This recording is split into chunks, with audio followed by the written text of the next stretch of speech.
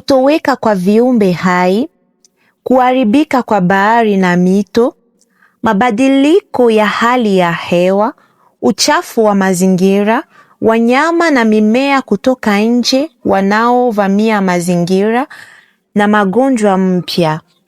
Leo watu wengi wanazungumza kuhusu mambo haya. Lakini maana yake ni nini hasa? Inatuhusu vipi sisi? Na tunaweza kufanya nini ili kulinda na kuokoa dunia yetu? Haya ni mambo muhimu, lakini wakati mwingine ni magumu kuelewa. Ndiyo maana tutayachunguza pamoja katika vipindi 18. Tuliona bahari ni muhimu, lakini sasa iko katika hatari. Tatizo la kwanza ni uvuvi kupita kiasi. Watu wanavua samaki wengi sana kwa haraka. Karibu theluthi moja ya samaki duniani wamepungua sana. Tatizo la pili ni mabadiliko ya tabia nchi. Maji ya bahari yanapasha joto, oksijeni inapungua, viumbe wanakosa hewa, barafu inayeyuka, maji yanaongezeka, bahari inapanda, maeneo ya pwani yako hatarini. Bahari pia inakuwa na asidi zaidi. Hii inaharibu matumbwawe. Matumbwawe ni muhimu sana. Yanahifadhi karibu 25% ya viumbe wa baharini, lakini yanadhiriwa na uchafuzi, joto, uvuvi mwingi.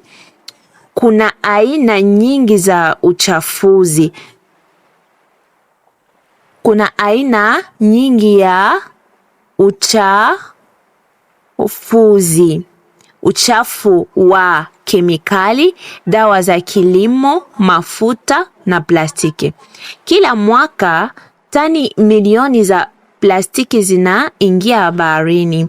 Mfano, kobe hula plastiki wakifikiri ni chakula. Katika bahari ya Pasifiki kuna bara ya plastiki, eneo kubwa sana la taka. Pia kuna viumbe vamizi wanaingia maeneo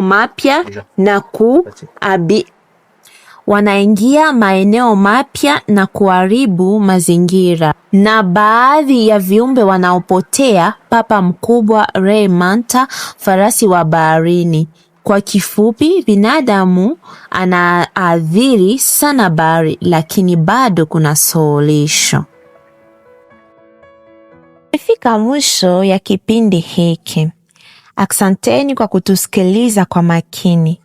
Tembeleeni www.youthconservation ili kujifunza zaidi na kuona maelezo na mafundisho yetu kuhusu mazingira na jinsi ya kuyahifadhi. Tutaonana tena katika kipindi kijacho. Karibuni tena.